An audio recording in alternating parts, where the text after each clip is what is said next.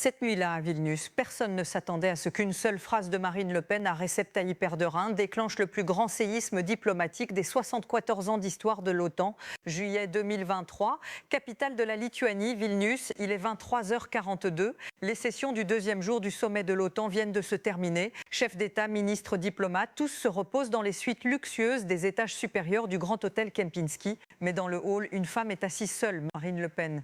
Elle porte un tailleur noir, ses cheveux sont tirés en chignon serré. Sur son visage, sans maquillage, on lit une détermination froide. Elle n'a dans les mains qu'un verre d'eau et un téléphone. Elle regarde l'écran mais ne voit rien en réalité. Une seule pensée tourne dans sa tête. Aujourd'hui, nous allons parler, qu'il le veuille ou non. Dans le coin opposé du hall, un homme est assis, adossé à un large fauteuil, entouré d'agents de sécurité. Recep Tayyip Erdogan. Sa veste de costume est retirée, sa cravate desserrée. Il lit quelque chose sur son téléphone, souriant de temps en temps. Les yeux de Marine sont fixés sur lui. Cet homme, pense Marine, dirige la Turquie depuis 20 ans, le membre le plus problématique de l'OTAN. Il flirte avec la Russie, mène des opérations en Syrie, joue la carte des réfugiés avec l'Europe. Et ce soir, nous sommes sous le même toit. Marine boit une gorgée d'eau. Elle se lève lentement. Ses pas sont silencieux mais déterminés. Les agents de sécurité la regardent mais n'interviennent pas, car elle n'est pas une simple touriste. Elle est la présidente du Rassemblement national, la femme politique la plus controversée d'Europe. Une leader qui tente de sortir de l'ombre de son père Jean-Marie Le Pen, qui trace sa propre voie, qui ne rend de compte à personne. Erdogan remarque que Marine s'approche. Il lève la tête. Il fronce légèrement les sourcils. Marine s'arrête, juste en face de lui, 2 mètres de distance. Les regards se croisent. Monsieur le Président, dit Marine avec son accent français, j'ai une question pour vous. Erdogan range lentement son téléphone dans sa poche. Il croise les bras. Madame Le Pen, dit-il, sa voix est profonde et lourde. Les questions se posent généralement dans les salles de réunion. Mais les réponses, dit Marine en s'approchant d'un pas, se cachent généralement dans les couloirs. Silence. Le hall semble figé. Quelques employés de l'hôtel observent de loin. Un diplomate britannique sort discrètement son téléphone. Il commence à enregistrer. Erdogan sourit légèrement sans quitter Marine des yeux. Que voulez-vous ? Marine pose directement la question. Combien de réfugiés la Turquie a-t-elle envoyé en Europe depuis la Syrie ? L'expression d'Erdogan change. Elle devient froide et dure. La Turquie accueille 5 millions de Syriens, dit-il sèchement. Qu'a fait l'Europe ? Elle a fermé ses portes. Marine ne recule pas. L'Europe n'a pas fermé ses portes, dit-elle d'un ton calme mais tranchant. La Turquie les a gardées ouvertes parce qu'elle recevait des milliards d'euros de l'Europe. Et maintenant, dit Marine en s'approchant encore d'un pas, quand cet argent est coupé, que se passe-t-il ? Les frontières s'ouvrent encore. La mâchoire d'Erdogan se crispe. Les agents de sécurité avancent, mais Erdogan les arrête d'un geste de la main. Vous, dit Erdogan, vous voulez fermer complètement les portes de l'Europe. Non, dit Marine, je veux que l'Europe détermine son propre destin. Je m'oppose à l'entrée d'un pays comme la Turquie dans l'Union européenne parce que la Turquie n'est pas l'Europe. Erdogan se lève. Maintenant, les 2 leaders sont debout face à face. Tout le monde dans le hall se retourne. Personne ne respire. Vous, dit Erdogan, vous faites de l'islamophobie. Je dis la vérité, dit Marine. Et la vérité, c'est que la Turquie est le membre le moins fiable de l'OTAN. Vous achetez le système de défense antimissile S-400 à la Russie. Vous bloquez l'adhésion de la Finlande à l'OTAN. Vous proférez des menaces contre la Grèce. Et maintenant, vous êtes assis là, à attendre le respect de l'Europe. Mais la chose la plus choquante, dit Marine d'une voix plus forte, c'est que personne ne vous confronte. Parce que tout le monde a peur que la Turquie coupe le gaz de l'afflux de réfugiés, de la pression économique. Mais moi, je n'ai pas peur, parce que je ne suis pas la fille de mon père. Je suis Marine Le Pen. Et ce soir, je vais vous dire la vérité. Le visage d'Erdogan rougit. Il pointe son doigt vers Marine. Vous, dit-il avec colère, vous êtes le visage raciste de l'Europe. Non, dit Marine, je suis la voix de l'Europe. Et cette voix vous dit que ça suffit. Quelqu'un dans le hall applaudit, puis une autre personne, puis une autre encore. Les agents de sécurité veulent intervenir, mais c'est trop tard. Les caméras enregistrent, les téléphones sont sortis, et c'est exactement à ce moment que tout a changé, car cette confrontation n'était pas simplement une dispute entre 2 leaders, c'était le choc de 2 mondes différents. Marine Le Pen était le symbole du mouvement nationaliste voulant préserver l'identité de l'Europe. Erdogan était le représentant du nouvel ordre mondial défiant l'Occident. Et ce soir, aucun des 2 n'avait l'intention de reculer. Mais comment Marine Le Pen en est-elle arrivée là ? Pourquoi ce soir, dans ce hall, a-t-elle eu le courage de défier l'un des leaders les plus puissants du monde ? Pour comprendre la réponse, nous devons revenir en arrière. Marine Le Pen est née en 1968 sur la côte ouest de la France. Son père, Jean-Marie Le Pen, était le politicien le plus controversé de France, le symbole de l'extrême droite. Une figure connue pour son racisme, son opposition à l'islam et son hostilité aux immigrants. Dans son enfance, Marine a vu des bombes exploser chez elle, sa famille a reçu des menaces de mort.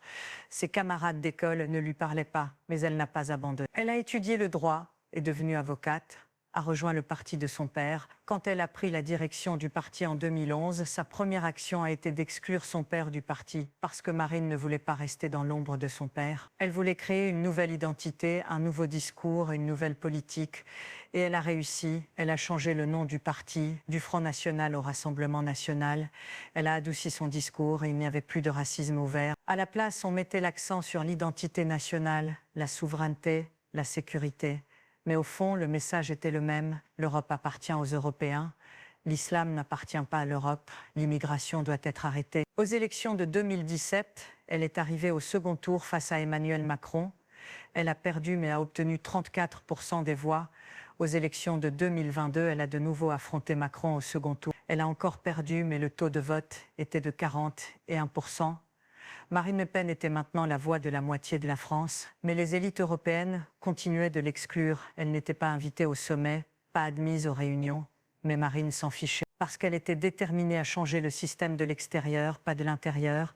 Et ce soir, même si elle n'était pas invitée au sommet de l'OTAN, elle était là, parce que le Premier ministre lituanien l'avait spécialement invitée, mais la vraie question était la suivante. Pourquoi Marine Le Pen avait-elle tant de problèmes avec Erdogan? La réponse était simple. Erdogan était la manifestation concrète de la plus grande peur de Marine, le renforcement de l'islam en Europe, l'entrée de la Turquie dans l'Union européenne, l'afflux de réfugiés incontrôlable. Selon Marine, Erdogan n'était pas seulement un leader, il était une menace existentielle pour l'identité de l'Europe. Et c'est pourquoi elle ciblait Erdogan à chaque occasion, dans ses discours, ses interviews, ses publications sur les réseaux sociaux. Elle qualifiait Erdogan de dictateur, présentait la Turquie comme l'ennemi de l'Europe. Mais jusqu'à présent, elle n'avait jamais rencontré Erdogan face à face, parce que Marine était leader de l'opposition en France. Erdogan était chef d'État. Il était impossible pour eux deux de se rencontrer selon le protocole. Mais ce soir, tout avait changé, parce que le sommet de l'OTAN était un cadre informel. Dans le hall, lors des réunions de couloir, au dîner, les leaders pouvaient parler librement entre eux. Et Marine n'avait pas laissé passer cette opportunité. Elle avait observé Erdogan toute la journée, à quelle heure il descendait dans le hall, avec qui il parlait, quand il était seul, et elle avait agi au bon moment. Mais maintenant, la vraie question était celle-ci. Comment Erdogan allait-il réagir à cette confrontation? Allait-il reculer ou riposter contre Marine? Dans le hall, après la confrontation, Erdogan marcha rapidement vers l'ascenseur. Les agents de sécurité l'entourèrent, mais Erdogan ne dit rien. Il prit simplement une profonde respiration, monta dans l'ascenseur et monta. Quand il arriva à sa suite, ses conseillers l'attendaient. « Monsieur, dirent-ils, qui est cette femme? Pourquoi a-t-elle parlé ainsi ?» Erdogan ne répondit pas. Il regarda par la fenêtre. Les lumières nocturnes de Vilnius brillaient. Puis il se retourna et dit une seule chose. « Je vais tenir une conférence de presse demain matin. » Ses conseillers furent surpris. « Mais monsieur, dirent-ils, cela va bouleverser l'ordre du jour de ce sommet. » Erdogan sourit, un sourire froid et calculateur. « Bien, dit-il, qu'il soit bouleversé, car Erdogan ne savait pas comment reculer. Tout au long de sa vie politique, il s'était toujours défendu en attaquant, et cette fois ne serait pas différente. Marine Le Pen l'avait défié. Il était maintenant temps de répondre, mais personne ne savait encore ce qui allait suivre. Le lendemain matin, à 8 heures précises, Erdogan descendit dans la salle de conférence du Grand Hôtel Kempinski. La salle était bondée. Journalistes turcs, européens, américains. Tout le monde voulait savoir ce qui s'était passé la nuit précédente dans l'eau. Les caméras étaient alignées. Les micros étaient prêts. Erdogan s'assit derrière le podium. Son visage était calme et ses yeux étaient durs. Il commença à parler. « Hier soir, dit-il, j'ai été confronté dans le hall de cet hôtel par Madame Marine Le Pen. Elle m'a posé des questions sur la politique migratoire de la Turquie. Elle a critiqué la position de la Turquie au sein de l'OTAN. Elle a remis en question notre souveraineté. Je veux être très clair, continua Erdogan. La Turquie ne recevra de leçons de personne, certainement pas d'une politicienne dont le parti est fondé sur la haine et la discrimination. Marine Le Pen représente tout ce qui ne va pas avec l'Europe d'aujourd'hui. L'intolérance, le racisme, la peur de l'autre. La Turquie, en revanche, représente l'ouverture, l'hospitalité, l'humanité. Nous avons accueilli 5 millions de réfugiés quand l'Europe fermait ses portes. Nous avons sacrifié notre confort économique pour protéger des vies humaines. Et maintenant, on nous critique. C'est inacceptable. La salle resta silencieuse. Les journalistes prenaient des notes frénétiquement. Un journaliste français leva la main. Monsieur le Président, dit-il, Madame Le Pen affirme que la Turquie utilise les réfugiés comme une arme contre l'Europe. Que répondez-vous? Etterhaz se pencha en avant. C'est un mensonge, dit-il fermement. La Turquie n'utilise personne. Nous protégeons des êtres humains. Mais si l'Europe veut que nous continuions à porter ce fardeau seul, elle doit nous soutenir, financièrement, politiquement, diplomatiquement. Vous ne pouvez pas nous demander de garder vos frontières et ensuite nous critiquer pour la façon dont nous le faisons. Un autre journaliste intervint.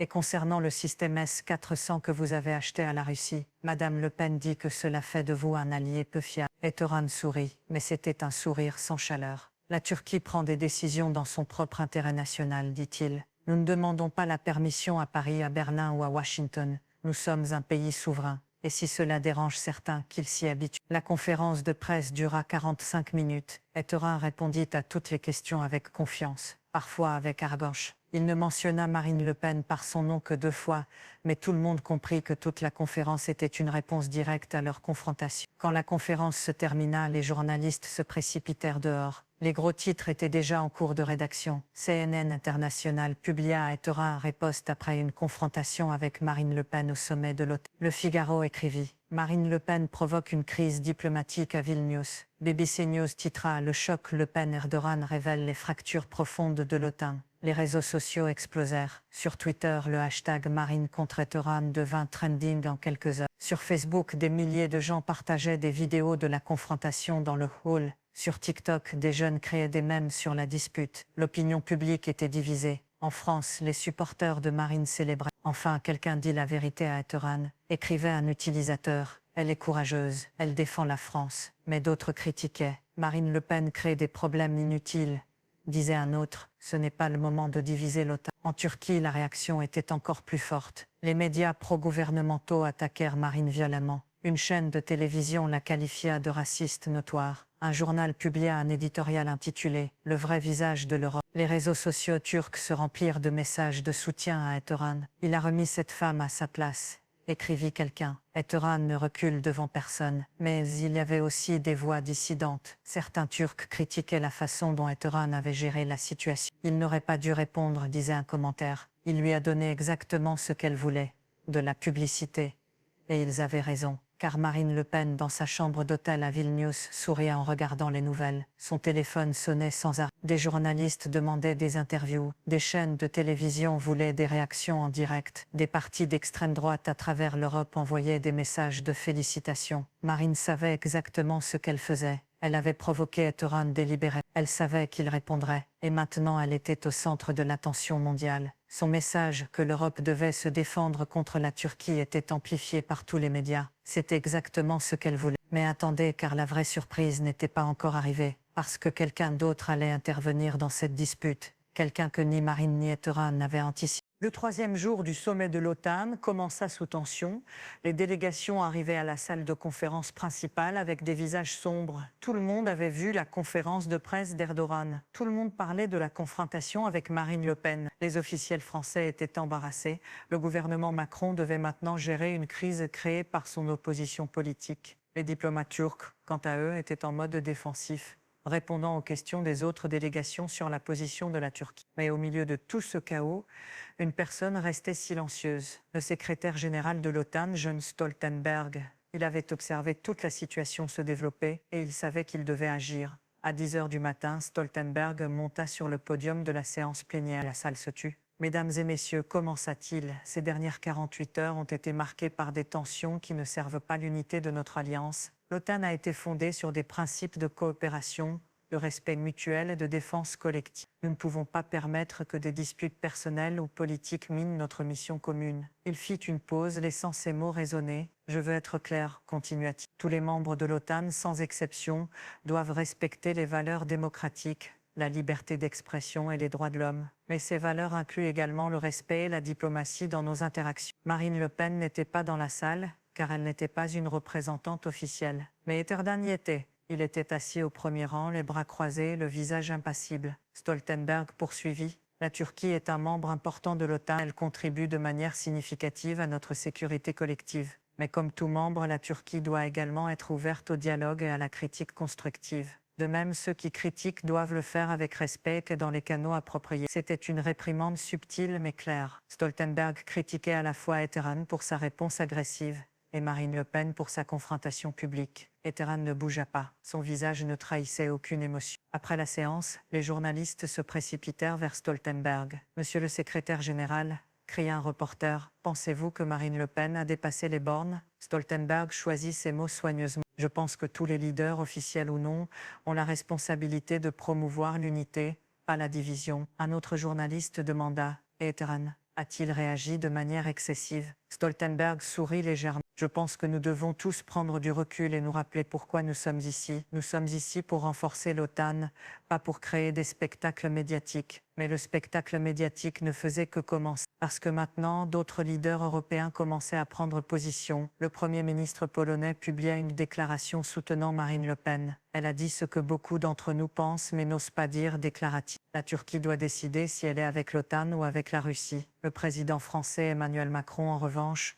prit ses distances. « Je ne soutiens pas les méthodes de Madame Le Pen », dit-il lors d'une interview. La diplomatie nécessite de la nuance, pas des confrontations dans des halls d'hôtel. La chancelière allemande resta neutre, refusant de commenter. Le Premier ministre britannique appela à l'unité. « C'est le moment de rester ensemble », dit-il, « pas de nous diviser ». Pendant ce temps, Marine Le Pen n'était pas restée silencieuse. Elle donna une interview à France 24 depuis sa chambre d'hôtel. « On me critique pour avoir dit la vérité », dit-elle calmement. Mais personne ne critique Erdogan pour ses actions. Il achète des armes à la Russie, menace la Grèce et non de l'Europe de réfugiés, et nous devons rester silencieux. Non, je refuse. Le journaliste demanda, mais n'avez-vous pas créé une crise diplomatique inutile? Marine secoua la tête. La crise existait déjà, je l'ai juste mise en lumière. L'Europe doit se réveiller. Nous ne pouvons pas continuer à prétendre que la Turquie est un allié fiable quand toutes les preuves montrent le contraire. Cette interview fit encore plus de bruit. Les clips furent partagés des millions de fois. Marine Le Pen était maintenant la femme la plus parlée d'Europe.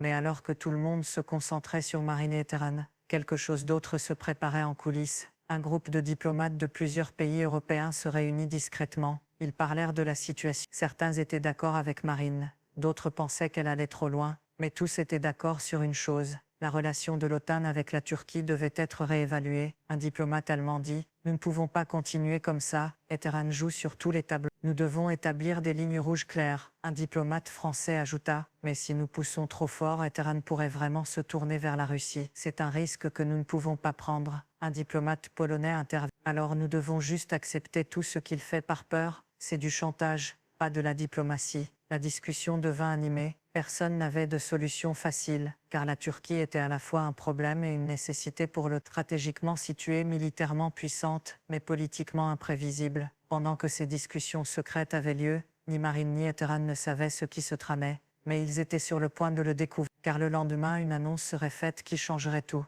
Mais avant cela, quelque chose d'inattendu se produisit. Marine Le Pen reçut un message de quelqu'un qu'elle n'avait jamais pensé entendre, et ce message allait tout changer. Il était 22 heures, Marine Le Pen était assise dans sa chambre d'hôtel, parcourant les actualités sur sa tablette.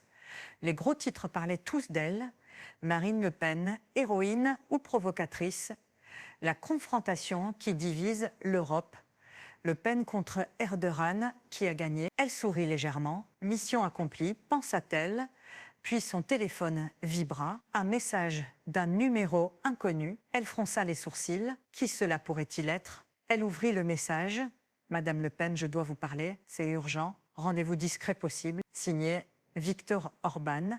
Marine resta figée. Viktor Orban, le Premier ministre de Hongrie, l'un des rares leaders européens qui partageait certaines de ses vues sur l'immigration et la souveraineté nationale. Mais pourquoi voulait-il la voir? Et pourquoi maintenant? Elle réfléchit un moment, puis répondit « Où et quand ?» La réponse arriva immédiatement, demain, 6 heures du matin. Café en face de l'hôtel, venez seule. Marine ne dormit presque pas cette nuit-là. Son esprit tournait. Qu'est-ce qu'Orban voulait? Avait-il des informations? Voulait-il former une alliance? Ou était-ce un piège? À 5h45, elle s'habilla discrètement. Un jean, un pull noir, des lunettes de soleil, pas de maquillage, pas de cheveux tirés. Elle voulait passer inaperçue. Elle sortit de l'hôtel par une porte latérale et traversa la rue jusqu'au petit café. Il était presque vide, juste un barista et un vieil homme lisant un journal.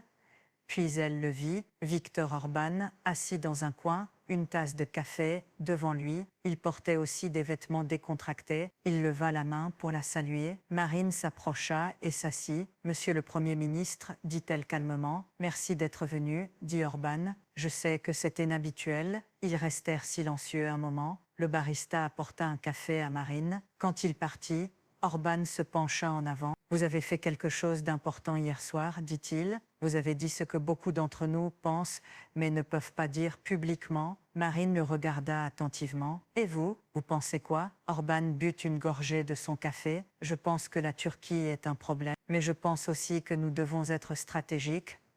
Vous avez confronté Erdogan publiquement, c'était courageux, mais maintenant vous avez besoin d'un plan. » Marine croisa les bras. « Quel genre de plan ?» Orban sortit son téléphone et lui montra un document. « C'est un rapport confidentiel préparé par les services de renseignement hongrois, dit-il. Il montre que la Turquie a secrètement négocié avec la Russie pour contourner les sanctions de l'OTAN. Erdogan joue un double jeu. » Marine lut le document. Ses yeux s'élargirent. « C'est explosif, dit-elle. Pourquoi me montrez-vous ceci ? Parce que, dit Orban, vous avez l'attention des médias. Si vous rendez cela public, cela forcera l'OTAN à agir, mais je ne peux pas le faire moi-même. La Hongrie a des relations économiques avec la Turquie. Si je parle, Erdogan coupera nos liens commerciaux. » Marine réfléchit. C'était risqué. Si elle publiait ces informations, elle serait accusée de manipulation, de fuite de documents secrets. Mais d'un autre côté, cela prouverait son point. La Turquie n'était pas un allié fiable. « Donnez-moi 24 heures, dit-elle. Orban hocha la tête. « Mais soyez prudente, Erdogan est dangereux quand il est acculé. »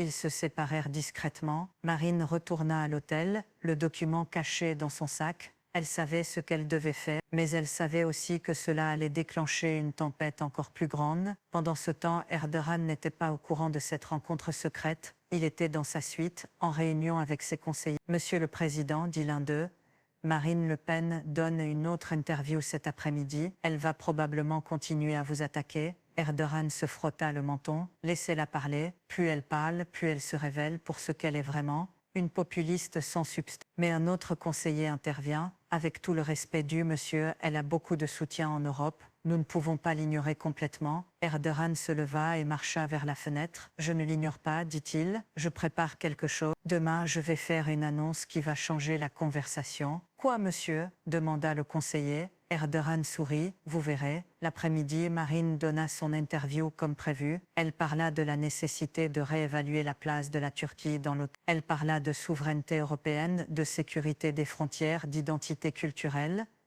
Mais elle ne mentionna pas le document qu'Orban lui avait donné, pas encore. Elle voulait attendre le bon moment. Ce moment arriva le lendemain matin. Lors de la session finale du sommet de l'OTAN, Erdogan monta sur le podium. Tout le monde s'attendait à un discours de clôture standard, mais ce qu'il dit choqua la salle. « Mesdames et messieurs, » commença-t-il, « j'ai écouté les critiques ces derniers jours. On dit que la Turquie n'est pas un allié fiable. On dit que nous jouons un double jeu. Eh bien, laissez-moi être clair. La Turquie ne tolérera plus d'être traitée comme un citoyen de seconde classe de l'OTAN. Si cette alliance ne nous respecte pas, nous reconsidérerons notre position. » La salle était silencieuse. Les délégués se regardaient choqués. Erdogan continua. « Nous avons des options. L'Organisation de coopération de Shanghai nous a invités. Les BRICS nous ont invités. La Turquie n'a pas besoin de l'OTAN autant que l'OTAN a besoin de la Turquie. » C'était une menace directe. Erdogan menaçait de quitter l'OTAN. Les journalistes dans la salle commencèrent à taper frénétiquement sur leurs ordinateurs portables. Les caméras zoomèrent sur son visage. C'était un moment historique. Et Marine Le Pen, assise dans sa chambre d'hôtel en regardant la diffusion en direct, sut que c'était son moment. Elle sortit le document qu'Orban lui avait donné. Elle prit une photo et elle le publia sur Twitter avec un message simple. « Voici la preuve qu'Erdogan, la Turquie négocie déjà avec la Russie. L'OTAN mérite la vérité. » En quelques minutes, le tweet devint viral. Le tweet de Marine Le Pen explosa comme une bombe.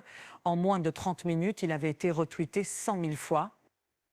Les médias du monde entier relayèrent l'information. CNN Breaking News, Marine Le Pen publie des documents secrets sur les relations Turquie-Russie. BBC Urgent, Erdogan accusé de négociations cachées avec Moscou. Le Monde en direct, Le Pen dévoile un rapport de renseignement sur la Turquie. Dans la salle du sommet de l'OTAN, le chaos éclata. Les délégués sortirent leur téléphone. Les murmures se transformèrent en conversations bruyantes. Erdogan, toujours au podium, vit son assistant se précipiter vers lui et lui tendre une tablette. Il lut le tweet. Son visage devint rouge. Il regarda directement la caméra et dit « C'est un mensonge, une fabrication ». Marine Le Pen utilise de faux documents pour salir la Turquie. Nous allons poursuivre en justice. Mais personne ne l'écoutait vraiment, car les journalistes vérifiaient déjà l'authenticité du document. Et des sources au sein des services de renseignement européens commençaient à confirmer discrètement que le document était réel. Le secrétaire général de l'OTAN, Jens Stoltenberg, monta sur scène. « Mesdames et messieurs, dit-il, nous devons tous rester calmes. Nous allons enquêter sur ces allégations de manière appropriée. En attendant, je demande à tous de s'abstenir de spéculation. » Mais c'était trop tard, la spéculation était partout. Sur Twitter, les hashtags Erdogan menteur et Marine avait raison dominaient les tendances. Sur les chaînes d'information en continu, des experts débattaient. Est-ce que la Turquie trahit vraiment l'OTAN? Marine Le Pen a-t-elle prouvé son point? Dans les capitales européennes, les gouvernements tenaient des réunions d'urgence. À Paris, Emmanuel Macron convoqua ses conseillers. Comment un document de renseignement hongrois s'est-il retrouvé entre les mains de Marine Le Pen? Demanda-t-il. Un conseiller répondit. Orban, il a dû le lui donner. Macron serra les poings. Ce sommet est devenu un cirque. À Berlin, la chancelière allemande regardait les nouvelles avec inquiétude. Si la Turquie quitte vraiment l'OTAN, dit-elle à ses aides, cela changera l'équilibre de pouvoir dans toute la région. À Washington, le département d'État américain publia une déclaration. Les États-Unis prennent ces allégations au sérieux. Nous travaillons avec nos alliés pour déterminer les faits. Nous appelons toutes les parties à la retenue. Mais la retenue n'était pas ce que Marine Le Pen ou Erdogan avaient en tête. Erdogan quitta le podium furieux. Il retourna à sa suite et convoqua immédiatement une conférence de presse. À 13h, il était devant les caméras à nouveau. Marine Le Pen, dit-il, sa voix tremblante de colère, a commis un acte irresponsable. Elle a divulgué des informations classifiées. Elle a mis en danger la sécurité de notre région. C'est une criminelle, pas une politicienne. Un journaliste demanda « Monsieur le Président, le document est-il authentique ?» Erdogan hésita, puis il dit « Même s'il existe des documents, ils ont été sortis de leur contexte. La Turquie a le droit de parler à tous les pays. Cela ne signifie pas que nous trahissons l'OTAN, mais sa défense sonnait creuse, car le document montrait des détails spécifiques, des dates de réunion, des noms d'officiels, des accords commerciaux qui contournaient les sanctions de l'OTAN. C'était difficile à nier. Pendant ce temps, Marine Le Pen donnait également une conférence de presse. Elle était calme, confiante. « J'ai publié ce document, dit-elle, parce que l'Europe mérite de savoir la vérité. Erdogan ment depuis des années. Il prétend être un allié tout en travaillant avec nos ennemis. L'OTAN doit agir. » Un journaliste demanda « Madame Le Pen, n'avez-vous pas violé la loi en publiant des documents secrets ?» Marine secoua la tête. « Ce document m'a été donné par une source fiable. Je n'ai enfreint aucune loi. J'ai simplement informé le public. » Un autre journaliste demanda « Craignez-vous des représailles d'Erdogan ?» Marine sourit légèrement. « Erdogan peut me menacer autant qu'il veut. Je n'ai pas peur de lui. Je représente la vérité. » Les réseaux sociaux étaient en feu. Les supporters de Marine célébraient. « Elle l'a détruit », écrivait quelqu'un. « Elle a exposé sa corruption. » Les supporters d'Erdogan ripostaient. « C'est une manipulation occidentale », disait un autre. Erdogan défend la Turquie, mais au-delà des partisans, les gens ordinaires étaient divisés. Certains pensaient que Marine avait raison de dénoncer Erdogan, d'autres pensaient qu'elle jouait un jeu dangereux qui pourrait affaiblir l'OTAN. Les experts en sécurité avertissaient « Si la Turquie quitte l'OTAN, disait-il, la Russie gagnera un avantage stratégique majeur. » Les économistes avertissaient également « Si la Turquie se tourne vers la Russie et la Chine, l'Europe perdra un partenaire commercial clé. » Les politologues débattaient. Marine Le Pen est-elle une visionnaire ou une dangereuse populiste? Au milieu de tout ce chaos, une personne restait silencieuse. Viktor Orban, il n'avait fait aucun commentaire public. Il savait que s'il parlait, on découvrirait qu'il était la source du document et cela créerait encore plus de problèmes pour la Hongrie. Mais en privé, il souriait. Son plan avait fonctionné, Marine avait pris le risque et maintenant, Erdogan était sur la défensive. Le 4e jour du sommet de l'OTAN se termina dans la confusion. Aucune décision claire n'avait été prise. Erdogan n'avait pas retiré sa menace de quitter l'OTAN. Marine n'avait pas retiré ses accusations. Et l'alliance qui était censée être unie était maintenant plus divisée que jamais. Mais ce n'était pas fini, parce que le lendemain, quelque chose d'inattendu allait se produire. Quelque chose que ni Marine, ni Erdogan, ni personne d'autre n'avait prévu. Un événement qui allait forcer tout le monde à reconsidérer leur position. Et cet événement allait commencer par un simple appel téléphonique. Le 5e jour à Vilnius commença différemment. Le ciel était gris, une pluie fine tombait. L'atmosphère dans le grand hôtel Kempinski était lourde. Les délégués se préparaient à rentrer chez eux, mais l'amertume de la semaine restait. Marine Le Pen était dans sa chambre, préparant son départ. Son téléphone sonna, un numéro international qu'elle ne reconnaissait pas. Elle hésita, puis répondit. « Madame Le Pen ?» dit une voix masculine en anglais avec un accent américain. « Oui, qui est-ce » ? « Ici le conseiller à la sécurité nationale des États-Unis. Le président souhaite vous parler. » Marine se figea. Le président des États-Unis voulait lui parler. C'était sans précédent. Un instant plus tard, une autre voix prit le relais. « Madame Le Pen, dit la voix, c'est le président. J'ai suivi de près ce qui s'est passé cette semaine. » Marine reprit rapidement ses esprits. « Monsieur le Président, c'est un honneur inattendu. Le président américain alla droit au but. Vous avez créé une situation compliquée. L'OTAN est sous pression. La Turquie menace de partir. Nos alliés européens sont divisés. »« Je comprends, dit Marine prudemment. Mais j'ai simplement dit la vérité. » Le président soupira. « Je sais, et franchement, beaucoup de ce que vous avez dit, nous le savions déjà. Erdogan joue un jeu dangereux. Mais nous ne pouvons pas nous permettre de perdre la Turquie maintenant. Pas avec la situation en Ukraine, pas avec la Russie, qui teste nos limites. » Marine fronça les sourcils. « Alors que suggérez-vous ? Que je me taise ? Non, dit le président. Je suggère que vous utilisiez votre influence pour aider à résoudre ceci. Vous avez l'attention du monde. Utilisez-la pour promouvoir l'unité, pas la division. » Marine resta silencieuse un moment. Puis elle dit, « Monsieur le Président, avec tout le respect que je vous dois, je ne suis pas une diplomate. Je suis une politicienne qui dit ce que les autres n'osent pas dire. » Je comprends, dit le président. Mais parfois, la vraie force n'est pas de dire ce que les autres n'osent pas, c'est de savoir quand arrêter. L'appel se termina peu après. Marine resta assise, fixant son téléphone. Elle n'avait jamais imaginé recevoir un appel du président américain. Cela signifiait qu'elle avait vraiment eu un impact. Mais cela signifiait aussi qu'elle était maintenant à un carrefour. Elle pouvait continuer à attaquer Erdogan et devenir une héroïne pour ses supporters, ou elle pouvait faire un pas en arrière et montrer qu'elle était capable de leadership responsable. Pendant ce temps, dans une autre partie de l'hôtel, Erdogan recevait également des appels, des leaders arabes, des officiels russes, même des conseillers chinois. Tous disaient la même chose. « Si vous quittez l'OTAN, nous vous soutiendrons. » Erdogan était tenté, très tenté, car quitter l'OTAN enverrait un message puissant. La Turquie ne sera plus humiliée par l'Occident. Mais son chef d'état-major militaire le mit en garde. « Monsieur le Président, dit-il, quitter l'OTAN nous isolerait militairement. Nous perdrions l'accès à la technologie, aux renseignements, au système de défense. C'est un risque énorme. » Erdogan regarda par la fenêtre la pluie tomber. « Je sais, dit-il doucement, mais nous ne pouvons pas continuer à être traités comme ça. » Le chef d'état-major hésita, puis dit « Et si nous négocions, si nous obtenons des concessions de l'OTAN en échange de rester ?» Erdogan se retourna. Quel genre de concessions? Plus de soutien économique, plus de reconnaissance de nos préoccupations sécuritaires, peut-être même des excuses publiques pour les insultes que nous avons subies. Erdogan réfléchit. C'était une sortie possible. Il ne perdrait pas la face. Il montrerait qu'il était un négociateur fort. Et l'OTAN resterait intacte. D'accord, dit-il finalement. Organiser une réunion. Plus tard cet après-midi-là, une réunion extraordinaire fut convoquée. Était présent le secrétaire général de l'OTAN, des représentants des États-Unis,